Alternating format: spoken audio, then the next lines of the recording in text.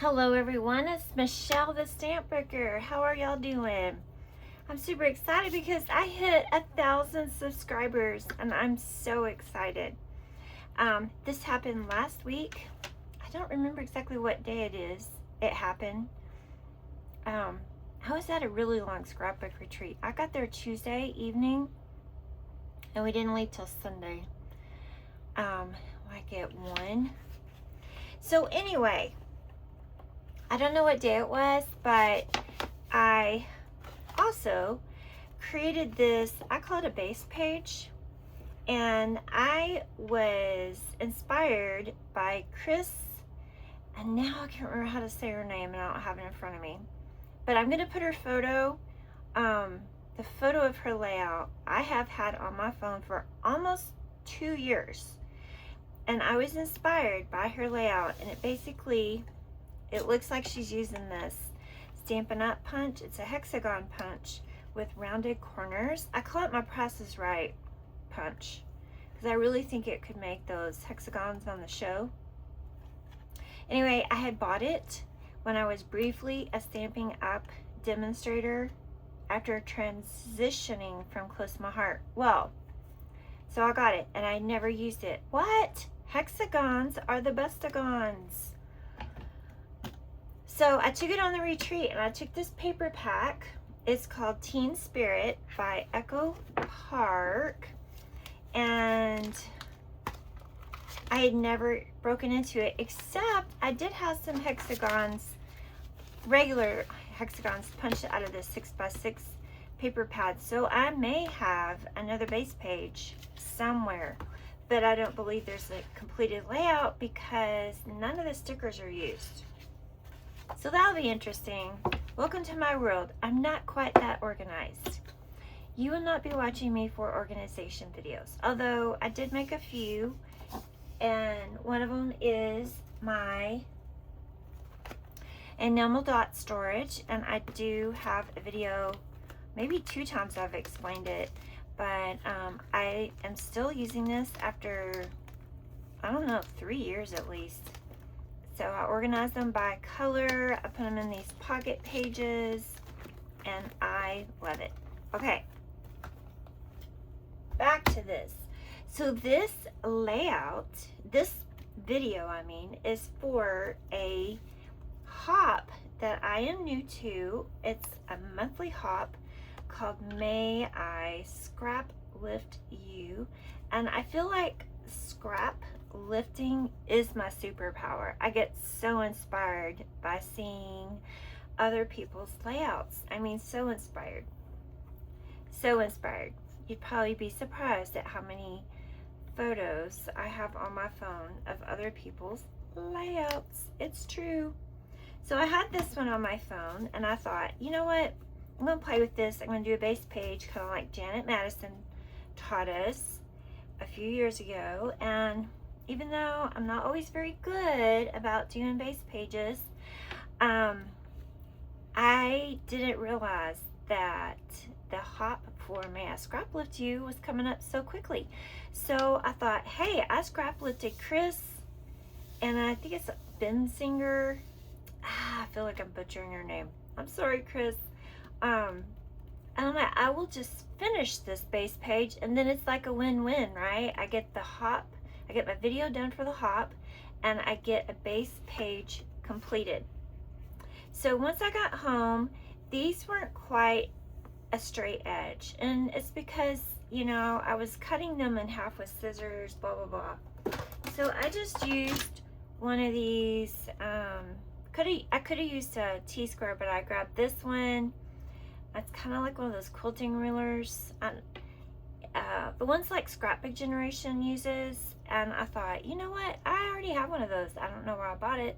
It helps you line it up on this side and line it up here, and then I didn't cut it straight on my glass.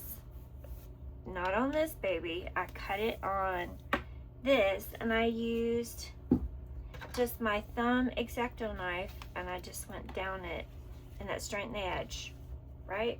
You just have to make sure you don't press down too hard, or it will cut your background paper. And I do see a line on this white, and it might have cut through it just a tiny bit. It's no big deal. Okay, so that is my base page. I do feel like it needs a border here. So what I did is took another punch. This is a close to my heart punch that I had to have two, and I really don't know if I've used it before. But I really was surprised that it has like a little catcher here, so it didn't have all the little bits, and that was nice. Just a little extra. Okay, so I have that. Then I'll tell you why I have two circle punches here in a minute.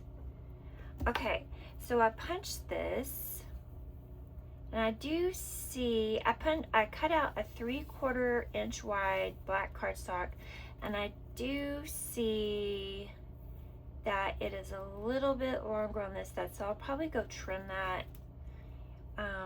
I'm thinking this won't be a true process video since I'm behind. I need to show you what I'm going to do, then I'm going to come back and show you what I did. Show you what I did, and then I'm going to show you, then I'm going to come back and, oh my gosh, do you know what I mean? I'm going to show you what I'm going to do, and then I'm going to do it, and then I'll show you.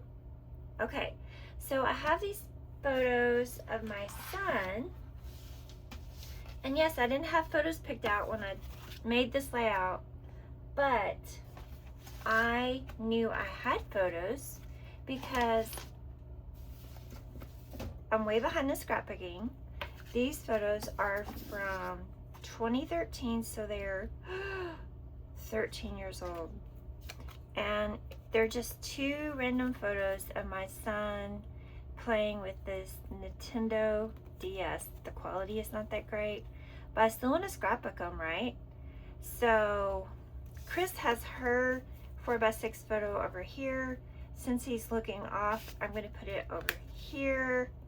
This will be behind it. I think I'll have the arrows point towards him, kind of like that. And then I did do a photo collage printed on my Epson Picture Mate 400. I did borders, and I thought I would leave it that way, but then I needed a paper to back it, and I only have 4x6. This is 6, so it wouldn't have shown. So I did cut them down to 2 3/4 by 3 3/4, and then I matted them on white paper that was not 3x4, right? It had to still be narrower, so it has maybe an 1/8 of an inch border. And then I was able to cut this paper. This is 6 inches across and probably 4 inches tall, about 4. Okay, enough about that. I'm thinking, since there's not any room really for journaling, I'm going to make a tag, and I think I'm going to put this at the top, kind of like a Simple Stories tag that has the pattern at the top and then it's blank down here. And I'm going to probably put this up on some foam, make a little pocket, slip that in, and then that can be kind of part of a cluster over here. So I picture a cluster here, I guess a cluster here, and then one here. She had, okay, photo here, and she had a little something something down here. So if I have mirror imaged it, my little something something would be down here. I'm not sure if I'm going to do that. It may just be all kind of clustered around these two photos. And I haven't decided if I'm going to use this up here or this. I might cut it in both and see. And maybe I will have two tags up there, and one will be glued down, and then I'll have another one. That is exactly what I think I'll do. Now I'm looking at titles. I don't have any loose ephemera embellishments. I have the whole sticker sheet though. So I'm looking at a few things. I thought about Totally Awesome as the title, but I'm thinking this is what cool looks like. I think I would like this here. And actually, if I do use this, I probably won't use this because it's the same pattern. I'll pick out a different pattern. But it'll probably be about right here. And if I do bump the photos up, this will have to have some foam on this end. And I'm thinking I'm going to use this original Game Boy controller somewhere. And also, what is pretty cool is this sheet of these flare-like circles. So they're 1 inch. Well, that might be 3/4 of an inch. So like these are 1 inch, but these bigger ones are 1 1/4. Now I have the coolest product. I have these epoxy circles from Keep It Simple, and I will list them down below. So they're 1 inch and 1 1/2. So that means that I can use these to make some flare. I can put that right on there.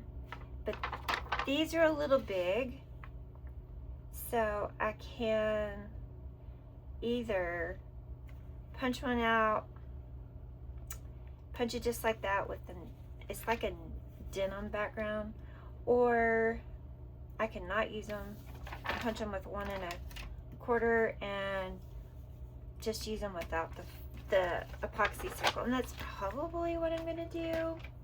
And then the tags I am using are also from Keep It Simple.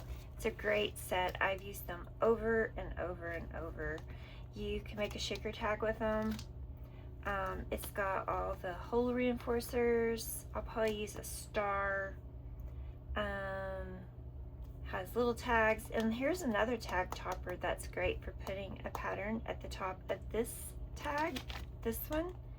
But I wanted to not have the scallop on here. I use it a zillion times, but I felt like it wasn't quite masculine enough to have that scallop. Okay, so I think with all that rattling, I have forgotten to say that this hop is hosted by Crystal Barrett with Pineapple Papers, and there's a month-long hop every May for May I Scraplift You, and then every month, once a month, on the second Saturday of the month. So hopefully in September, I will be more prepared. So I apologize that I am running a little behind, but I appreciate you hanging with me, and I will be back. Okay, you guys, I am back. Let's see, what did I do? So I was going to put this photo mat up on some foam, and I found it was just too tall. So I pulled it all off, and instead I had some really thick cardstock, and I put some cardstock back there where these tags weren't. Now this tag is fixed. This one will pull out. After I went to bed last night, I continued to think about this layout. I don't know if anyone else does that, but then this morning I forgot. I was thinking I would use this gift card pocket from Keep It Simple to create a pocket for this tag to make it easier to go in and out, and it's made to fit this tag size because they're from the same company, and that would have been great, but I forgot until I was already had it glued. So I think this is a great idea, perhaps for next time. And then I used those epoxy circles to go on 3 of these. I just tried to spread the colors around. I used different heights of foam tape, and then I did a little doodly line up here. I love this page design. It's basically what Janet Madison would call happy horizontal, right? But who says that it has to be one full strip of paper? I think it's really a great way to use small paper pads, also scraps, and this doesn't have to be hexagons. It could be squares or rectangles or let's see what else, diamonds. What else is there? I don't know about the circles, but I think it's a great way. And anyway, I'm really proud of this. I used all stash. I've had this collection. It says it's from 2019. I've had this for a couple years. And so yeah, I'm happy with it. So please be sure and check out the playlist. Well, it's not actually a playlist, but everyone that is playing along, their videos will be linked down below. So be sure and check that out and see if you are inspired to scrap lift somebody. And thank you, Kris, for letting me scrap lift you. All right, have a great day. Bye-bye.